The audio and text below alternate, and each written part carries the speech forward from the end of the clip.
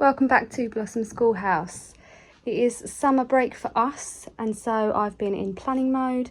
I just pulled out all of our curriculum for next year just to make note of everything that we have and what we're using, and I thought I would show you, while I've got it all laid out, what we are using for everything for this school year. So that's math, language arts, spelling, science, history, Bible, character, everything is all here, and I'm going to take you through and show you everything.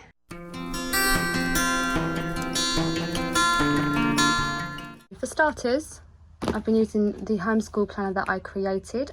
This is available on my Etsy shop if you'd like it. And I created a curriculum overview. And this is where I have been recording what we are using this year. So this has been really helpful for me to keep track of what I've bought, what we might need, resources that we might need. I've included a book list as well. And I feel like we have mostly got everything we needed. I didn't have to purchase too much this year because there were things that we already had that we hadn't finished, like history, that I'll talk about in a moment. But the first thing that I'm going to do is just share what is inside these curriculum tubs. The girls have a tub each with this year's curriculum, and I'm planning to store these either on our cart or on our bookshelves that are downstairs so that we can pull them out onto the table, complete the work that is in them, and then put everything back in the tubs and keep it all in one place. And then inside we have a copy workbook notebook, which I shared in a recent resources video. It's just literally a simple primary copywork notebook. I've got her handwriting. She is 6, she's going to be 7, and this time round we're going to try the Oxford spelling book, so I'm looking forward to trying that out. And I've also shared a whole video on what we are using for spelling, so I'm not going to go into that in this video, but if you want to know more, check out the video. I'll put a link to it in the description. And here is the spelling book that they'll swap out the ones we've used this year for. So she's got one of those. And then we have language arts. So if you don't know already, The Good and the Beautiful have just released a brand new language arts curriculum. And that comes with a couple of extra things here. This has literally just been released this summer, and I cannot be more excited. This includes phonics, writing, reading, grammar, punctuation, spelling, literature, geography, and art. And I'm most excited that they have also created and included an app, actually 2 apps. One is for spelling, and it is the Letter Tiles app. And you literally, it's very simple to use. You just pull up the app and it gives you letters correlating to each lesson and unit of your language arts book, and it has just the letters you need for just those spelling words, which is really, I feel, helpful, because when you've got the whole alphabet in front of you, it can be a bit overwhelming trying to find the letters. So there's that. There's also a homeschooling app, and after having a look through here, I have seen they have books. They have videos for some of the lessons and all kinds of different activities and things. So that is going to be really fun. I'm really looking forward to that. And the other thing I'm really excited about is that they've included geography in the level 1, which they didn't before. It used to just start at level 2. So that is going to be really good as well. And they've also included in this course set reading booster cards. So apparently you have to learn a card, you go over the card a few times until they can do or complete everything that's on the card. And then the other thing that is included in this course set are these booster books. I have said before that my 6-year-old is quite an advanced reader. I mean, she's pretty much reading everything and anything at the moment, so I'm not sure how much use we're going to get out of these. I mean, I'm sure she'll read them all at least once and enjoy them, but they are a little bit below her reading level. And then finally, her math is Math 2, also from The Good and the Beautiful. So this year, I had already purchased this level that comes with the math box for my eldest, and she's completed it now. So we've just kept the math box as it was when she used it. So all I had to purchase was the course book. Now this is a complete math program. It includes everything that you need. And this last year was the first time we used Simply Good and Beautiful Math, the brand new version, and we have absolutely loved it. I have to be honest, it was my favourite thing to teach this year because it's just been fun. There are games, the lessons are engaging, there's beautiful pictures and there's nature as well. It's beautiful, as the name suggests. So that is what she is using for math. Okay, moving on to my oldest daughter, who has just turned 9. And she also has a primary copywork notebook in here. She also has a handwriting book, which is the Oxford as well. So it's just working on cursive, and her little spelling book as well. Now, I'm going to try and talk through this as quickly as I can. But if you've watched my videos for at least a year, you'll have seen that last year, my daughter completed the Language Arts Level 2 from The Good and the Beautiful. And then you'll notice for her this year, she has the Level 2 again. And I'm going to explain why. So as mentioned earlier, The Good and the Beautiful have completely revamped their language arts curriculum. They have not changed the Level 3, and they're not planning to release a new Level 3 until next summer at some point. So originally my plan was to use the current Level 3 language arts.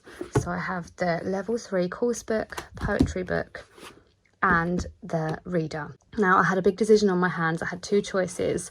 I could use the current Level 3 that has not changed, or I could get her to redo the Level 2, but the brand new course, which is different, it's simplified. And there were a lot of factors for me to consider. So just really quickly, my eldest daughter is just like my youngest daughter. She's a very advanced reader. She can read anything and everything. So reading wise, she's good. Spelling wise and grammar and punctuation wise and even writing wise, she is not quite so advanced. Now I don't go by grades, I don't go by levels or any of that. The beauty of homeschooling for me and for us as a family is that we can go at their pace and at their level with every subject. So I'm not worried at all about repeating a level. And because of the fact that I know she could use extra work with writing, spelling and grammar and punctuation, I have made the decision to redo the Level 2, but the brand new one. I like there to be a healthy balance of challenging work as well as confidence boosting work, and that is why this level is going to be perfect. And I just think that she will massively benefit from doing this level again. But just as with the Level 1, she's got these reading booster cards, and although I know she'll be able to read everything in here, I feel like it will help her spelling practice when she uses these cards, and as well as just practicing going over the spelling rules and things like that. And then she has, as the readers, these 2 books, Wesley and the Wolves and Molly and the Falcon. So previously they had a personal reader and a shared reader, and they were full of different stories, and it just told you to have the child read every other page and things like that. So what they've actually done now is delegate the students' reading portion and the parents, and the students' portion is shorter and the writing is bigger, so that obviously encourages them with their reading. It tells you these challenge words here, and then I'll just quickly show you inside the course book as well. So same thing again, lots of art, there's lots of poetry. This tells you when to use the app as well, and for spelling and for stories and books. And another thing they have included, which is brand new, is oral narration when looking at a piece of art. So it tells you to go onto the app and play an audio narration while you look at the painting. So that is language arts. I'm sorry that it took quite a lot of explaining. Just a side note, if your child is at this level and if you're interested in purchasing this course, just give me an email and I will get it posted to you. It's brand new. It's literally not been used at all other than me just having a quick look through it. So there's the reader, the poetry book and the whole course. If you're interested, just give me a little comment or an email. And now that we've done language arts, we can move on to math finally. So as I said before, she completed the Level 2 math this year just gone, and so she is moving on to the Level 3, which looks so fun and I'm really excited about it. So we got the whole course set, which is just the book and the new math box for Level 3, and inside We have the magnetic whiteboard back of the lid. There is this square grid and calendar, which looks interesting. We've got some shapes and a measuring tape. We've got measuring dice, a number dice, a normal dice, and some game pieces. So I've not looked through this course that much. I'm not 100% sure what everything in the math box is going to be used for yet. One thing I do know that I read on the website is that each unit features 2 different geographical locations. So they even get in geography, which is just wonderful. At the beginning, you've got the table of contents with the overview of the lessons, and then we've got these metric conversions and different things that I think will be handy for myself as well as my daughter to quickly reference during any lessons that we need them. About the course, we've got this multiplication chart because I think they really focus on multiplication in this level. We touched on it in level 2, and then we've got this mastery chart as well. So here is just a quick flip through of what the whole course looks like. Colourful, fun, games, everything that level 2 has, but just moving on from there. I'm just really excited to be using Simply Good and Beautiful Math again this year. Now that we've covered the girls' curriculum for math and language arts, I'm going to move on to history really quickly. Last year we used the Mystery of History and we completed up to this point, which is lesson 21. That might not seem like a lot, but actually the lessons are very in-depth. They have activities that go with them, and we got to about 1 lesson a week on average. Some weeks we didn't get to it, other weeks we did 2 lessons, things like that. We're quite easy going with things like this, and we've really enjoyed it. Actually, I really enjoyed teaching. And then what I used alongside of this was this colouring book, because this is a Christian history programme. It does feature, for example, this year just gone, we covered Abraham, Adam, and all different characters from the Old Testament. And I bought this colouring book. We've got up to this point, and they just coloured the character that went along with whatever lesson we've done. And then I also have this student Bible atlas that we have used throughout the portion that we have covered in this course. And this, which I highly recommend as well, which is an illustrated children's Bible atlas. You could actually just use this for a Bible study. It is brilliant. It goes through all the stories, it has the maps, and it has information as well. So we've really enjoyed using these alongside the course as well. And then over here I just have the folder that we used with this, and inside I just have the templates for the people. We actually created a whole timeline, and then in here I just have the companion guide. We keep it all in this folder on our bookshelves downstairs, so that when we do history we pull out the whole basket all together and put it on the table, and we've got everything that we need.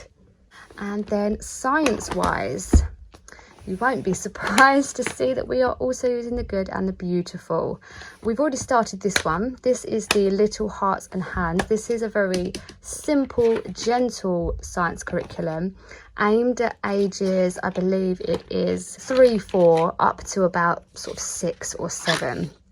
Obviously my children are 7 and almost 7, should I say, and 9, but actually we have learned a lot already in the few lessons that we have covered in this course book.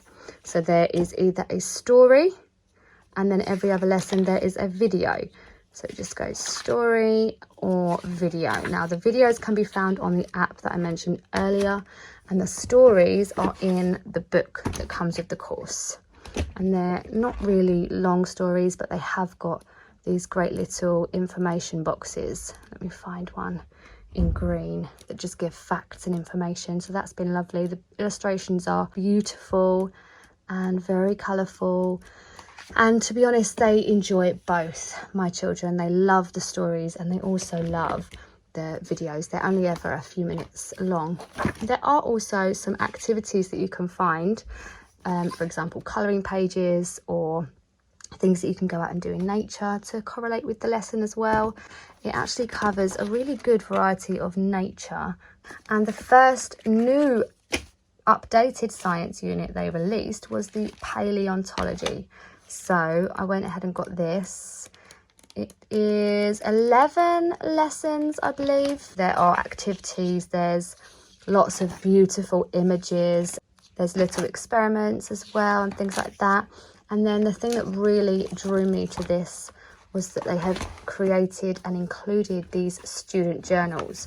You need one for each student, and you can get either a grade 3 to 6 student journal or a 7 to, I'm not actually 100% sure, but like an older graded one. So this is the grades 3 to 6, and it's just got these lovely little activities and things to do that go with each lesson. They are the 2 units that we are going to cover for science. And then moving on, we have over here character study and Bible. I have a few things that I'm using for Bible actually this year. We'll start though with character, and I recently discovered this book, Everyday Graces, a child's book of good manners. And it does come from a biblical perspective. For example, the first lesson was honour your mother and father, and it does have little scriptures placed throughout as well, if you can see there. And it just talks through why you should have manners and honour your mother and father and help them cheerfully. There's either a poem, a story, there'll be sometimes a little teaching part at the end, like in the italic writing there. I do feel like we are going to love and cherish and use over and over. The other thing that we are using, just started, for Bible study / morning time is the Gospel Made Clear to Children. This came highly recommended by a person that I have watched and followed for many years, and I love it. I think it's brilliant.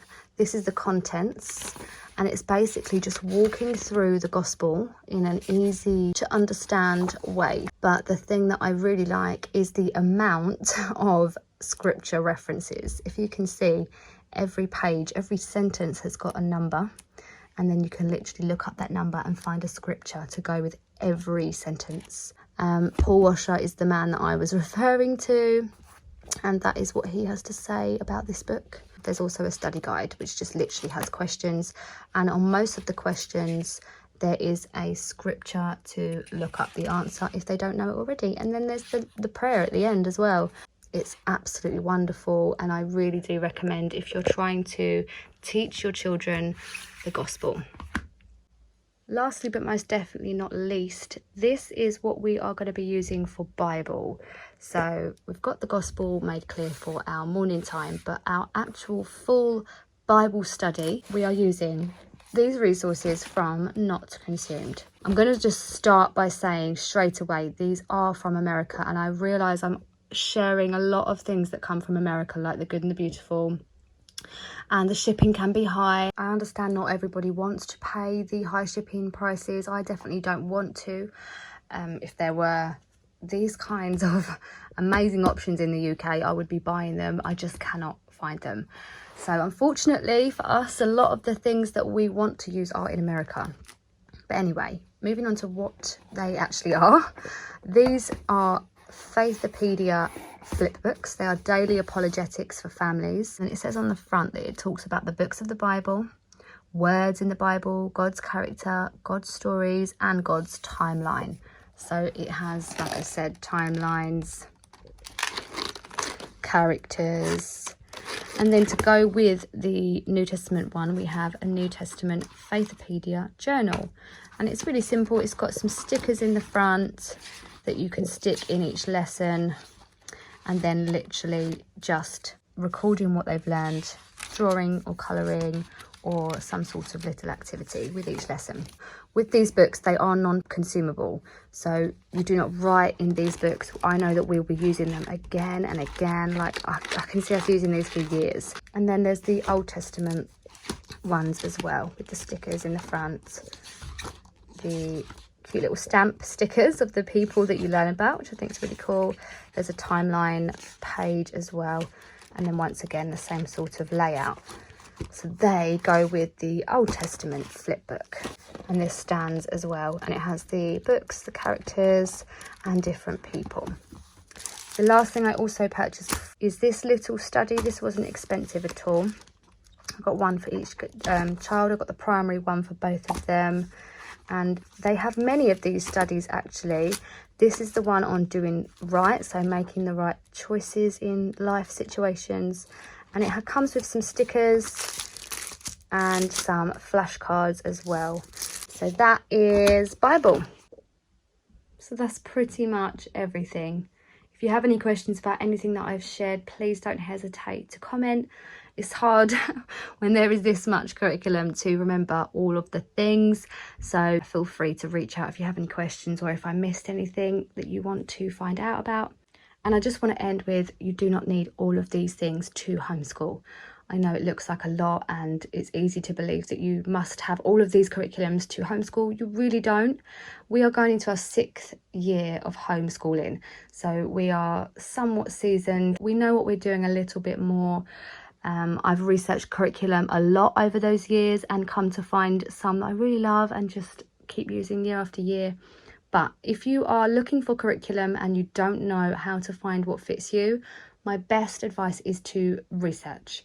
Look up sample lessons, watch YouTube videos and see inside curriculums and just work out what would be the right fit for your family, for your child and for your circumstances. I hope this video was helpful, and as always, thank you so much for watching.